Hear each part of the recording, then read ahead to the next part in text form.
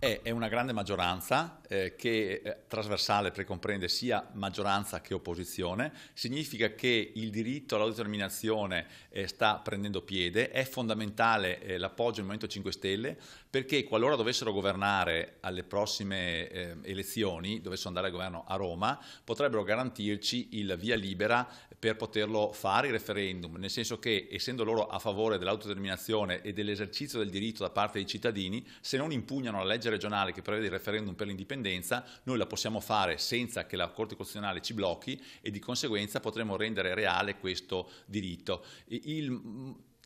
fatto che abbiano aderito all'intergruppo è importantissimo perché comincia ad avere concretezza vera la possibilità di votare veramente per l'indipendenza nel Veneto. Sì, certo, abbiamo deciso di aderire in quanto dobbiamo rispettare una parte del nostro programma. I cittadini che ci hanno eletto e ci hanno mandato qui in Regione vogliono adesso che rispettiamo il programma che abbiamo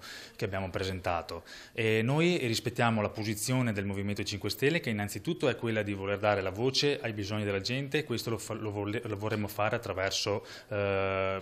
l'istituzione di un referendum, lo strumento referendario. E poi abbiamo una visione che è quella sempre descritta anche sul